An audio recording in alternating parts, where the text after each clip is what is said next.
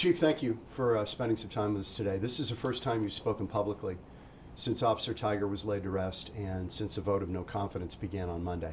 What would you like to tell the public right now, your officers within the ranks of Phoenix PD, to try to clear the air of what's going on right now? Well, the first thing is that I think I'd like to give my condolences to the Tiger family out of respect for Craig's death. When it happened, I was like everybody else. I think best way to describe it is that there was a number of people that were in emotional shock. This was very tough. I know the family was in emotional shock. I know my officers were, his friends. I was. I was at home when I found out about it, and it was deeply saddening to me. First off, my condolences to everyone. In the end, when he was trying to plead for his job, and he talked about PTSD, which is a problem, as you know, with police departments across the country, it's an issue.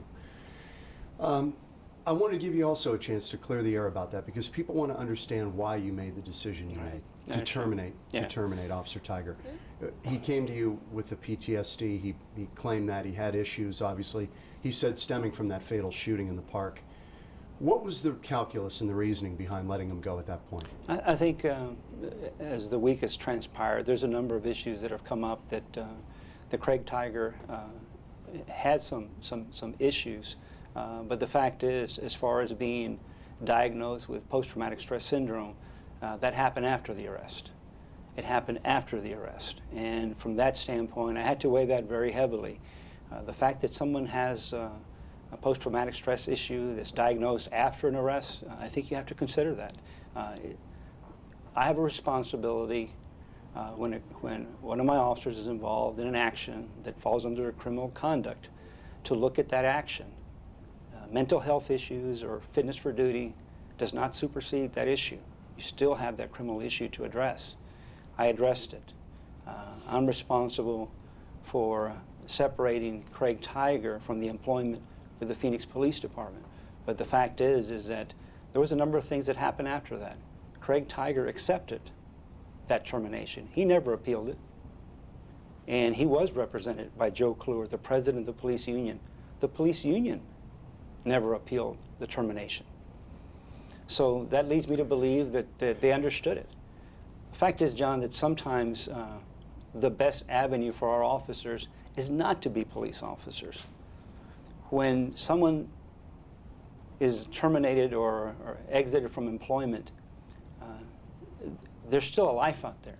And some officers, the best thing you can do for them is to lead them in that direction. It's the best thing for them. As the chief of police, I have to make sure that from a mental health capacity, from a physical fitness capacity, someone is capable of being a police officer. In this case, he was under criminal investigation for DUI. Did anybody raise the idea of, how about let's put him on medical disability, or can we get him a desk job, or is there some other place for Craig Tiger after 12 years with the department? Not at that point. At that point, the issue was the criminal investigation was in front of us. The fact is that there was many avenues offered to him prior to this incident and after the incident of the shooting itself that he was involved in. Let's talk about that for a minute, because this PTSD issue, and that's really come to the fore on how to deal with this going forward.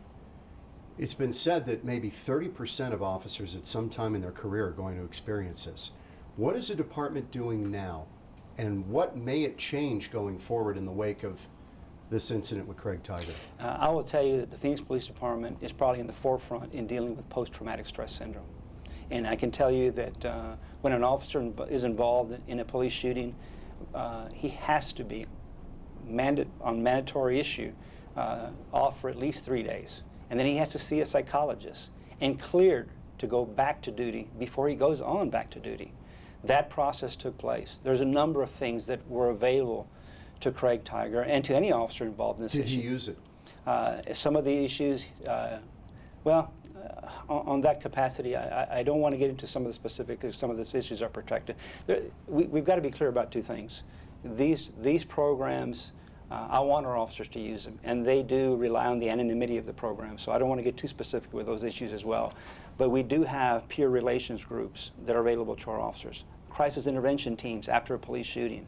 the employee assistance team, early intervention. We have a number of programs, mental health programs that are available to our officers. But that doesn't mean we can't improve. I welcome the opportunity that the city manager is looking at a bigger program for all of public safety. You think there may be some changes? I think so, but we should be open to that. We have to be open to that. Let me ask you, you've been on the job now for 2 years. 2 unions earlier this week, started a vote of no confidence for you, saying that officer morale is at an all-time low. First of all, do you believe that? Secondly, if it gets to that point where you have a majority of officers who don't believe in your leadership, would you step down? Let me tell you that I do not believe the morale of this organization is hurting right now. Related to this issue, there's an emotional shock related to Craig Tiger's death. But let me answer your question in relation to the morale of this organization. Right now, the Phoenix Police Department, at the end of the year, we anticipate a 7% reduction of crime. That doesn't happen with officers that aren't motivated to come to work and do the job. And we have that right now. We are going to have that. When you have incidents like the murder of Father Walker, and my troops go out there and make that arrest in 4 to 5 days, that doesn't happen unless troops are motivated. The DPS trooper, James Casey, who was shot, my officers arrested him literally in 3 or 4 days. Again, all of these things point to the fact that my officers know how to police, and they are motivated to police right now. Is there anything you would do differently in the wake of this? I mean, I sense in you, you're upset, obviously, about this. It's weighing on you. It's weighing on the community. It's weighing on officers within the department. Do you look back, has there been some self-reflection where you say, you know, Danny, I should have done some things differently? Absolutely, you know. And what would those things be? Well, the self-reflection, let's talk about that. I mean, this was laid at my feet, that this was my fault. And I had to ask myself the same question. You know, I wanted to know that answer as well. Whose fault is this? Have you gotten that answer? Whose fault is this? I will tell you that when you look at this, there's no one in the Phoenix Police Department that is responsible for this. The Tiger family is not responsible for this. Tiger's former wife is not responsible for this. And Chief Garcia is not responsible for the decision made by Craig Tiger. My heart is very sympathetic to what transpired. But I'm sorry, I'm not responsible for this issue. But I am responsible from where we go forward. You've read Officer Tiger's suicide note. I'm it was aware. very pointed at Yes, you I for understand. being the reason for why he took his life. I can't imagine how you felt reading those words. He must have meant it. It's the last thing he wrote on this earth. How do you read that, and how do you take that, and what did you take away from that? Again, a tremendous amount of self-reflection. I feel very strongly that ultimately that there's nobody responsible for this. I just don't feel that way. You know, the job of a police chief, I believe that it's beyond just reduction of crime. It's saving lives. The job of a police chief is to ensure that lives are being saved, the lives of the community and the lives of officers. And sometimes you have to take action in the best benefit of the community. And I believe that I did this with this situation. But I will also tell you, John, that having said that is that, you know, sometimes the way you save lives is by changing police strategies and how we address issues, and sometimes you have to do it by policy. And I look back at my DUI policy. That policy has saved lives. There's no doubt in my mind. We must maintain the high standards of policing every single day. That's a fireable offense, no exceptions. If an officer's got a DUI, they're gone. I always look at the totality of the facts. So I'm not going to say it's always that way. I look at the facts. Look, I want to be judged, and I want to review issues before I make decisions. It's my responsibility. Chief, let me ask you, safe to say, would you quarrel with this characterization that you were brought in as an outsider, first outsider in the history of the department to run it, to be the chief? Correct. That you were brought in to kick a little tail and change some things around here. Was that your mandate, and do you feel that that's what you've been trying to do and now you're running up against it? I was brought in as a change agent. Yes, I was brought in as a change agent. And I will tell you that I am run up against it. The role of a police union exists for the well-being of the organization, not the destruction of the organization, the well-being of the organization. And as the chief of police, I've sat down and collaborated many times on many issues with the police unions. Some issues we've been able to address. But the bottom line is there has to be a final say. As the CEO, the chief of police, I own that decision. I own it because the buck stops with me. So if it stops with me, what's very clear is that I'm going to make the best decisions I can for this community and my officers, our officers. In the last 24 hours, have you given some serious thought to saying, you know what, maybe I need to leave? Have you thought it over? Or has that not really entered your mind? Look, the reflection of what my future is going to be here, I have to tell you that I have no intentions of leaving. You're still glad you took the job? Absolutely. I'm here because I know I was supposed to be here. I know that our officers understand my passion for policing, and they've accepted it. I'm not going anywhere. I've sat down with the city manager. He's given me his support. The police unions must understand that in the city of Phoenix, I am the chief of police, and I am open to collaborate and sit down with them, but I run this department. They keep saying you won't collaborate with them. How do you read that when they keep firing back that it's a totalitarian regime and all this kind of talk? How do you square that with what they're saying? Well, let's just deal with the facts. Let's go back 20 years. What police chief have they been able to get along with? Dennis Garrett, I guess, comes to mind. Maybe the only one. The fact is that this is the same story, same dance. We don't like him, and we're going to get rid of him. And I think that's what you're seeing now.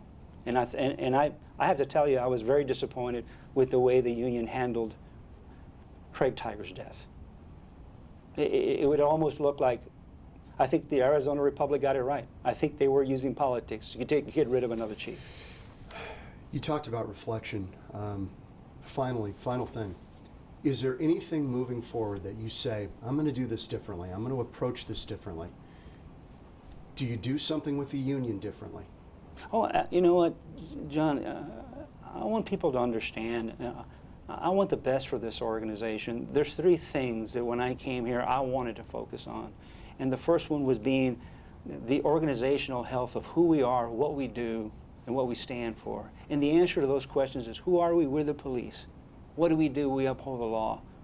What do we stand for? We stand for democracy and justice. If you look at my first year here, my second year and a half, it has been devoted to the nobility of policing, setting the high standards of policing, policing with a purpose, the oath of office, all things about the heart.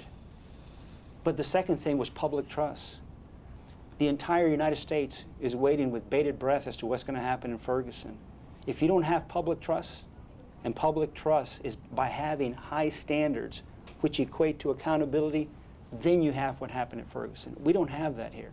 And the final thing is crime reduction. I want to make the city of Phoenix the safest city in America. We're 1 month away from a 7% reduction of crime. Were you surprised at the blowback you got from the union since you've taken the job? No, I wasn't. You expected it coming in? Their reputation has been well established.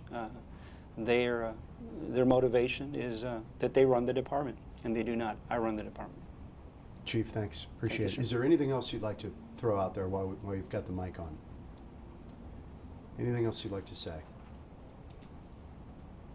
No, you know, just to say that I support the city manager's position of looking even further into post-traumatic stress syndrome for public safety, police and fire, getting together and looking at this from a stronger perspective. You know, this decision I made was not made in a vacuum. It was looked at by our legal and looked at by HR, and ultimately the decision I made, I stand by it in relation to his employment status. But on Craig Tiger. On Craig Tiger. But we need to move forward. We need to forgive this incident, but we can never forget it. Is there anything you'd like to say to his family? Again, my condolences to the family. Did you want to be at his funeral I yesterday? wanted to be at it very, very much. But out of respect for the family and their requests, a number of the requests, they requested the police honor guard, I gave it to them. There was a number of things they requested. I honored their request to stay away from it. I did that for them. They asked me, I approved. Chief, thank you. Thank you, Appreciate John. it.